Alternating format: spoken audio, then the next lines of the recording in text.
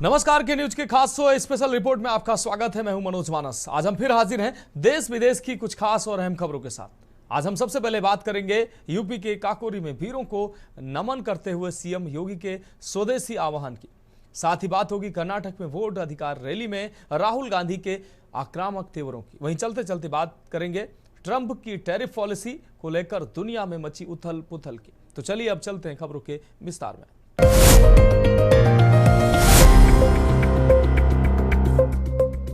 तो special report में पहली अहम रिपोर्ट की बात करते हैं। सीएम योगी ने कहा कि आर्थिक राष्ट्र निर्माण की शुरुआत हमारे उपभोग से होती है।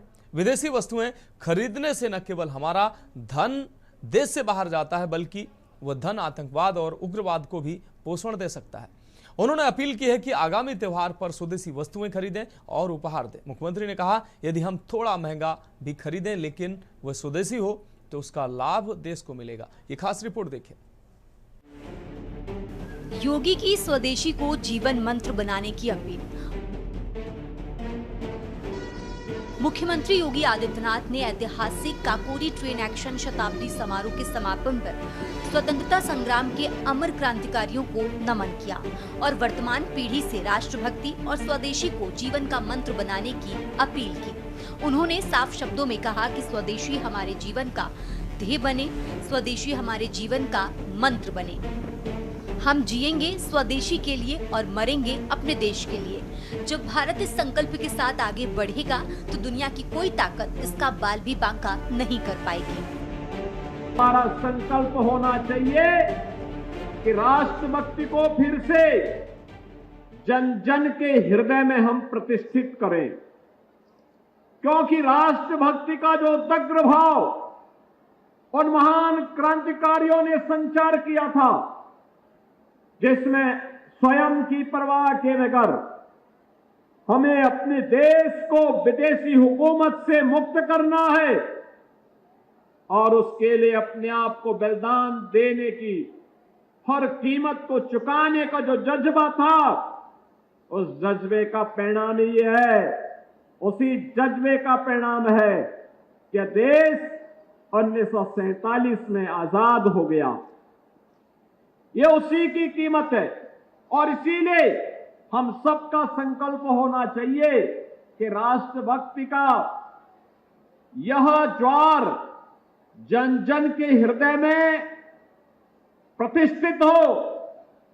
एकता और गर्व का प्रतीक बन चुके तिरंगे को हर घर तक पहुंचाना है। याद रखना, भारत की आन मान और शान का प्रतीक तिरंगा झंडा हमारा राष्ट्रीय प्रतीक है। इस तिरंगे को हर घर पे फहराना है और उन महान सेनानियों को नमन करना है जिनके बलिदान से हमारा देश स्वतंत्र है और भारत की एकता और अखंडता सुनिश्चित हुई है। मुख्यमंत्री योगी आदित्यनाथ ने कहा कि काकोरी ट्रेन एक्शन के क्रांतिकारियों ने पूरे उमंग व उत्साह के साथ जनता, किसानों और मजदूरों की मेहनत की कमाई को अंग्रेजों से बचाया था।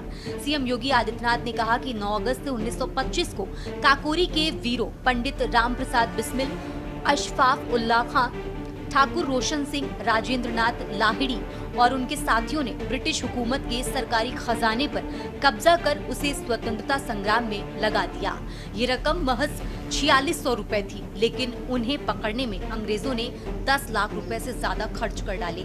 उन्होंने बताया कि कई क्रांतिकारी बिना निष्पक्ष सुनवाई के फांसी पर चढ़ा दिए गए। चंद्रशेखर आजाद अंग्रेजों के हाथ नहीं लगे, बल्कि अंतिम सांस तक मुकाबला करते हुए वीर गति को प्राप्त हुए। मुख्यमंत्री ने कहा कि ये शताब्दी महोत्सव केवल स्मरण का नहीं, बल्कि नई पीढ़ी के लिए प्रेरणा का पर्व है। भारत के उन महान स्वतंत्रता संग्राम सेनानियों के प्रति कृतज्ञता ज्ञापित करने का यह अवसर हम सबके सामने है। जब ये देश अपनी स्वाधीनता दिवस के आयोजन के साथ जुड़ रहा है, घर के ऊपर तिरंगा हो और हर भारतीय के मन में स्वदेशी का भाव जागृत हो। याद करिए, यह देश जब अपनी आजादी की लड़ाई को लड़ने के लिए आगे बढ़ा था, राष्ट्रपिता महात्मा गांधी ने हर भारतवासी को स्वदेशी के मंत्र के साथ जोड़ने का काम किया था। स्वदेशी हमारे जीवन का ध्येय बने, स्वदेशी हमारे जीवन का मंत्र बने। हम जिएंगे स्वदेशी के लिए, हम मरेंगे अपने देश के लिए। अपनी राष्ट्रभक्ति की इस पराकाष्ठा के साथ जब भारत आगे बढ़ेगा तो दुनिया की कोई ताकत भारत का बाल बांका नहीं कर पाएगी। और आजादी का ये संदेश हम सबको इस उद्देश्य के साथ आगे बढ़ाने के लिए प्रेरित कर रहा है। बार बार मैं आपका आह्वान करूंगा, बहनों और भाइयों, जब हम कोई स्वदेशी वस्तु खरीदते हैं, पर्व और त्योहारों की परंपरा प्रारंभ हो रही है और पर्व और त्योहारों की इस परंपरा में हम स्वदेशी वस्तु खरीदते हैं तो हमारे हस्तशिल्पी और कारीगर काम पाते हैं। उसका जो पैसा हम देते हैं वह हस्तशिल्पी, कारीगर और हमारे उद्यमियों के पास जाता है। जो उनके पास जाएगा वह देश के विकास में ही खर्च होगा, वह देश के विकास में खर्च होगा, देश के उत्थान में खर्च होगा, देश की समृद्धि में ही वह पैसा लगेगा। लेकिन जब हम विदेशी वस्तु खरीदते हैं तो विदेशों की वस्तु खरीदने की कीमत हमें उस समय तो चुकानी ही होती है, लेकिन बाद में आतंकवाद के रूप में भी हम उसकी कीमत चुकाते हैं। हर घर तिरंगा राष्ट्रभक्ति का नया संकल्प। इस मौके पर सीएम योगी आदित्यनाथ ने कहा कि ऑपरेशन सिंदूर में भारत की सेना ने अपने सामर्थ्य का लोहा पूरी दुनिया में मनवाया है। अब तिरंगे को घर घर में फहराकर विभाजनकारी ताकतों को मुंहतोड़ जवाब देना है। उन्होंने कहा कि महात्मा गांधी के स्वदेशी मंत्र को जीवन का ध्येय बनाने और सभी को अपनाने की जरूरत है, क्योंकि स्वदेशी वस्त्र खरीदने पर आपका धन हस्तशिल्पियों और कारीगरों के हाथ में जाता है। धन देश के विकास में लगता है, जबकि विदेशी वस्त्र खरीदने की कीमत आतंकवाद के रूप में चुकानी पड़ती है। इस मौके पर मुख्यमंत्री ने वीर स्वतंत्रता सेनानियों व सैनिकों के परिवारजनों को सम्मानित किया। हर भारतवासी ने भारत की सेना के शौर्य और पराक्रम को सदैव सम्मान किया है और अभी हाल ही में दुश्मन देश के द्वारा भारत पर थोपी गई युद्ध का जवाब भारत के बहादुर जवानों ने ऑपरेशन सिंदूर के माध्यम से जिस तत्परता के साथ दिया, पूरी दुनिया ने भारत के सामर्थ्य और भारत के शौर्य का लोहा एक बार फिर से माना है। बहनों और भाइयों, अपने सैनिकों के प्रति सम्मान का भाव रखते हुए पूरे देश के अंदर प्रधानमंत्री जी ने हर भारतवासी का आह्वान किया है कि हम 13 अगस्त से 15 अगस्त तक हर घर तिरंगा के आयोजन के साथ जुड़ेंगे। हर स्थल पर, हर गांव में, हर नगर निकाय में, हर वार्ड में तिरंगा यात्रा निकले। भारत के प्रति हमारी राष्ट्रभक्ति का ये प्रमाण हमारे घर के ऊपर तिरंगा झंडा हो और हम सब तिरंगा यात्रा के माध्यम से राष्ट्रीय एकता के संदेश को, विभाजनकारी ताकतों के मंसूबों को तोड़ते हुए आगे बढ़ाएं। राखी बंधवाई और मिठाई चॉकलेट का उपहार दिया। आपको बता दें कि कार्यक्रम के दौरान मुख्यमंत्री योगी आदित्यनाथ ने शहीद क्रांतिकारियों की स्मृति में पीपल का पौधा लगाया, छोटी बच्चियों से राखी बंधवाई और उन्हें मिठाई और चॉकलेट उपहार स्वरूप दिए। उन्होंने काकोरी ट्रेन एक्शन पर आधारित एक पुस्तक का विमोचन किया, शहीद सैनिकों के परिजनों को मंच पर सम्मानित किया और संग्रहालय में जाकर स्मृतियां संजोई। सांस्कृतिक विभाग द्वारा प्रस्तुत नाट्य मंचन में 1925 की उस ऐतिहासिक घटना का जीवंत चित्रण किया गया जिसने ब्रिटिश हुकूमत की नींव हिला दी थी। स्पेशल डेस्क के न्यूज इंडिया। तो फिलहाल स्पेशल रिपोर्ट में वक्त एक ब्रेक का है। ब्रेक के बाद अगली रिपोर्ट का रुख करेंगे।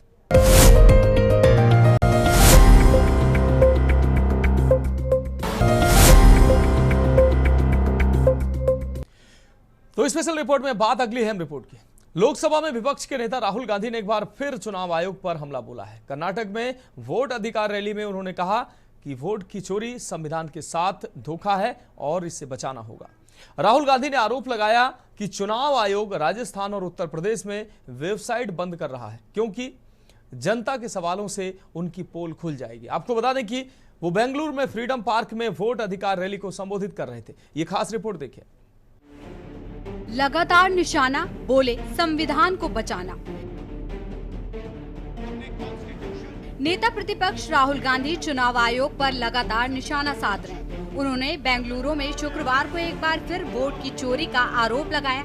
कहा, ये संविधान के साथ धोखा है, हमें हर हाल में संविधान को बचाना है। बता दें कि गुरुवार को राहुल गांधी ने प्रेस कॉन्फ्रेंस कर चुनाव आयोग और बीजेपी पर वोटों की चोरी का आरोप लगाया था।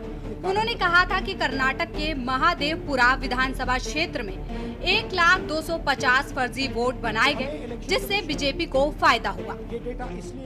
हमने कॉन्स्टिट्यूशन की रक्षा की, संविधान की रक्षा की थी। ये जो किताब है, इसमें भारत की हजारों साल की विचारधारा है। इसमें महात्मा गांधी, अंबेडकर जी, जवाहरलाल नेहरू, सरदार पटेल की आवाज गूंजती है, मगर इस किताब में बसवण्णा जी, नारायण गुरु, फूले जी, इनकी भी आवाज गूंजी। और इसकी नींव, इसका foundation one man one vote. हर हिंदुस्तानी नागरिक को यह संविधान एक वोट का अधिकार देता है। पिछले चुनाव में बीजेपी ने कहा, मोदी जी ने, इनके नेताओं ने इस पर आक्रमण किया, हिंदुस्तान की संस्थाओं को खत्म करके इस पर आक्रमण किया। अधिकार रैली में गरजे राहुल। बता दें कि राहुल गांधी ने बेंगलुरु के फ्रीडम पार्क में वोट अधिकार रैली में कहा कि संविधान हर नागरिक को वोट देने का अधिकार देता है, लेकिन अब देश की संस्थाओं को खत्म किया जा रहा है, संविधान से छेड़छाड़ की जा रही है। पिछले चुनाव में बीजेपी, नरेंद्र मोदी और इनके नेताओं ने संविधान पर हमला किया। हिंदुस्तान की संस्थाओं को खत्म करके संविधान पर हमला किया गया। उन्होंने कहा कि कर्नाटक की महादेवपुरा विधानसभा में 6.50 लाख वोट हैं, लेकिन इनमें से लगभग 1 लाख वोट चोरी किए गए। 5 तरीकों से चोरी की गई। डुप्लीकेट वोटर मतलब एक वोटर ने कई बार वोट किए। एक वोटर ने 5 से 6 पोलिंग बूथ में वोट डाला। लगभग 40,000 ऐसे लोग हैं जिनका कोई एड्रेस भी नहीं था। एक एड्रेस पर 40 वोटर हैं। देश में पूरे एविडेंस। याद रखिए, नरेंद्र मोदी 25 सीट की मार्जिन से प्रधानमंत्री हैं। एक सीट हमने दिखा दी कि चोरी हुई है। 25 सीट वो 35,000 या कम वोटों से जीते हैं। अगर हमें इलेक्ट्रॉनिक डेटा मिल जाए, हम साबित कर देंगे कि हिंदुस्तान का प्रधानमंत्री चोरी करके प्रधानमंत्री बना है।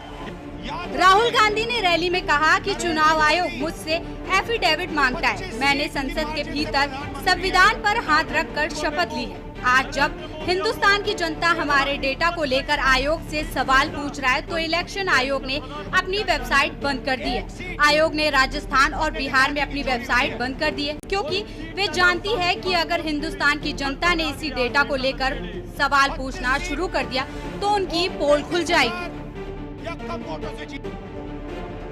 बीजेपी का राहुल वार, भाषा पर सवाल। बता दें कि लोकसभा में नेता प्रतिपक्ष राहुल गांधी पिछले एक हफ्ते से भी ज्यादा समय से चुनावी हेराफेरी के सबूत के तौर पर एक परमाणु बम पेश करने का वादा कर रहे थे। बहरहाल अब इस मामले में बीजेपी की तरफ जुबानी हमला हुआ है। केंद्रीय मंत्री भूपेंद्र यादव ने राहुल गांधी को निशाने पर लेते हुए तंज कसा। उन्होंने कहा कि पिछले कई दिनों से हमारे विपक्ष के नेता राहुल गांधी परमाणु बम छोड़ने की बात कर रहे थे।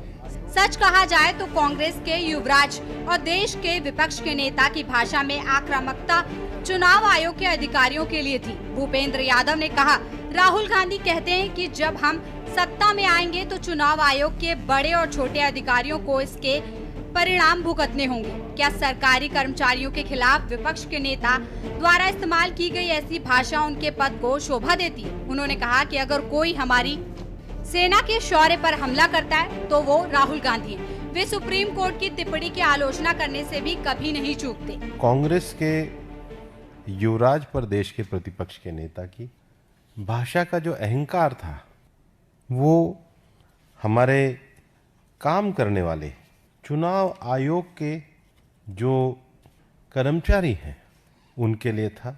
Rahul Gandhi has said and I quote, when we come to power there will be consequences for election commission officers big and small। चुनाव आयोग ने इन आरोपों को पूरी तरह खारिज कर दिया और विवाद में औपचारिक तरीके और प्रमाण की मांग की। राजनीतिक दलों में तीव्र बहस शुरू हो गई। कांग्रेस और सहयोगी आरोपों का समर्थन कर रहे हैं, जबकि भाजपा इस पर आपत्ति जता रही है। स्पेशल डेस्क के न्यूज इंडिया। तो स्पेशल रिपोर्ट में अब बात अगली अहम रिपोर्ट की। अमेरिकी राष्ट्रपति डोनाल्ड ट्रंप की टैरिफ पॉलिसी की कई लेवल पर स्क्रूटनी हो रही है। न सिर्फ भारत के बल्कि अमेरिकी आर्थिक विशेषज्ञ नीति निर्माता भी इस पॉलिसी की आलोचना कर रहे हैं। नाटो की सलाहकार एफ क्रिस्टल कौर ने कहा कि यह ट्रंप के पावर प्ले का स्टाइल है, ये उनकी बांह मरोड़ने की नीति है। ये खास रिपोर्ट देखें। भारत से ट्रेड डील पर अमेरिका का दोहरा रवैया। अमेरिकी राष्ट्रपति डोनाल्ड ट्रंप ने भारत से ट्रेड डील पर बातचीत करने से इनकार कर दिया है। ट्रंप ने कहा कि जब तक टैरिफ विवाद का हल नहीं निकल जाता, बातचीत शुरू नहीं होगी। बता दें कि इससे पहले मीडिया रिपोर्ट्स में कहा गया था कि भारत से ट्रेड डील पर बातचीत के लिए अमेरिकी अधिकारियों का एक दल इसी महीने भारत आने वाला है। ट्रंप भारत पर अब तक 50% टैरिफ लगाने का ऐलान कर चुके हैं। उन्होंने 30 जुलाई को 25% टैरिफ लगाया था, जो 7 अगस्त से लागू हो गया है। वहीं 6 अगस्त को एक एग्जीक्यूटिव ऑर्डर पर साइन कर भारत पर 25% टैरिफ और बढ़ा दिया है, जो 27 अगस्त से लागू होगा। ट्रंप के आदेश में कहा गया कि रूसी तेल की खरीद की वजह से भारत पर यह एक्शन लिया गया। रूस इस पैसे का इस्तेमाल यूक्रेन के खिलाफ जंग में कर रहा है। इधर अमेरिकी विदेश विभाग ने 7 अगस्त की रात जारी बयान में भारत को एक रणनीतिक साझेदार बताया। मंत्रालय के प्रवक्ता टॉमी बिकॉट ने कहा कि अमेरिका भारत के साथ स्पष्ट और खुली बातचीत कर रहा है। भले ही टैरिफ विवाद के चलते दोनों देशों के संबंधों में तनाव बना हुआ है। टॉमी के मुताबिक ट्रंप ने व्यापार असंतुलन और रूसी तेल की खरीद को लेकर अपनी चिंताएं बहुत स्पष्ट तरीके से जाहिर की हैं। साथ ही सीधी कार्रवाई यानी भारत पर टैरिफ भी की है। टॉमी ने मतभेदों को सीधे संवाद के जरिए सुलझाने की बात भी कही। भारत अमेरिका में कहां तक पहुंची बातचीत? भारत अमेरिका में 5 राउंड हो चुकी है बातचीत। 6ठे राउंड की चर्चा के लिए 25 अगस्त को अमेरिकी अधिकारियों को भारत आना था। अब ट्रंप के बयान के बाद इस बातचीत को लेकर स्थिति साफ नहीं है। दोनों देश सितंबर-अक्टूबर तक ट्रेड एग्रीमेंट्स के पहले चरण को पूरा करने की दिशा में काम कर रहे हैं। इसके साथ ही एक अंतरिम ट्रेड एग्रीमेंट की संभावना भी तलाशी जा रही है।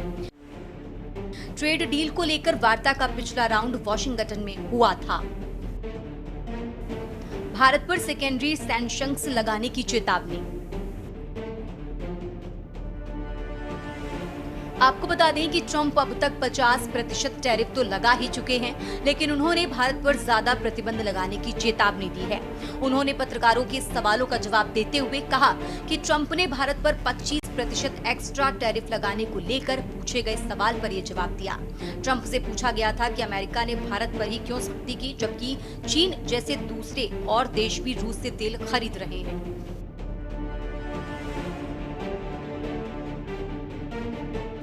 क्या होता है सेकेंडरी सैंक्शंस? ये वो प्रतिबंध होते हैं जो किसी देश पर सीधे नहीं बल्कि किसी तीसरे देश से उसके व्यापारिक रिश्तों के चलते लगाए जाते हैं। यानी अमेरिका सीधे भारत को टारगेट न करके उन कंपनियों और बैंकों पर सख्ती कर सकता है जो रूस से तेल खरीद में शामिल हैं। बता दें कि भारत ने रूस यूक्रेन जंग के बावजूद रूस से सस्ता कच्चा तेल खरीदना जारी रखा है। अमेरिका लंबे समय से भारत पर इस फैसले को लेकर दबाव बना रहा है। हालांकि भारत हमेशा कहता रहा है कि उसकी ऊर्जा जरूरतें उसके राष्ट्रीय हित से जुड़ी हैं। भारत के इन क्षेत्रों पर ज्यादा असर। आपको बता दें कि हमारे टेक्सटाइल, आभूषण और रत्न, कृषि और कुछ अन्य सेक्टर पर इस टैरिफ का असर देखने को मिल सकता है। 7 अगस्त से प्रभावी हुए 25% टैरिफ की बात की जाए तो चावल पहले अमेरिकी नागरिक 100 रुपए में पा रहे थे। अब 25% आयात शुल्क लगने के बाद वो उन्हें 125 रुपए में मिलेगा। वहीं 27 अगस्त को लगने वाले 25% अतिरिक्त टैरिफ के बाद ये बढ़कर 150 रुपए का हो जाएगा। ये स्थिति अलग अलग सेक्टर्स के उत्पादों की रहेगी। भारत का ट्रंप को सख्त संदेश, चीन दौरे का ऐलान, पुतिन डोभाल मुलाकात, मोदी लूला की सकारात्मक वार्ता।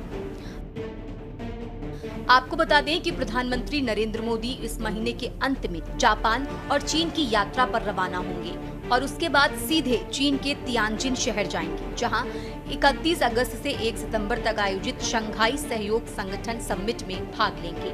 इसी बीच राष्ट्रीय सुरक्षा सलाहकार अजीत डोभाल ने क्रेमलिन में रूसी राष्ट्रपति व्लादिमीर पुतिन से मुलाकात की। दोनों देशों ने द्विपक्षीय रणनीतिक साझेदारी को मजबूत करने पर सहमति जताई। ये मुलाकात ऐसे समय पर हुई जब अमेरिका ने भारत से आयातित सामानों पर 50% तक का टैरिफ लगा दिया है। माना जा रहा है कि ये मीटिंग रूस भारत साझेदारी को और गहरा करने और अमेरिकी दबाव को संतुलित करने की रणनीति का हिस्सा है। वहीं ब्राजील के राष्ट्रपति लूला दा सिल्वा ने भी प्रधानमंत्री नरेंद्र मोदी से फोन पर बात की। ये वार्ता ट्रंप की ओर से भारत और ब्राजील पर भारी टैरिफ लगाने के ऐलान के बाद हुई। बातचीत के दौरान लूला ने एक तरफा टैरिफ की आलोचना की और बहुपक्षीय व्यवस्था को बनाए रखने की बात कही। पीएम मोदी ने भी दोनों देशों के बीच ऊर्जा, रक्षा, स्वास्थ्य, टेक्नोलॉजी और व्यापार जैसे क्षेत्रों में सहयोग को बढ़ावा देने का भरोसा दिलाया। स्पेशल डेस्क के न्यूज इंडिया। तो स्पेशल रिपोर्ट में आज के लिए मेरे साथ इतना ही। मुझे दीजिए इजाजत और आप देखते रहिए के न्यूज इंडिया।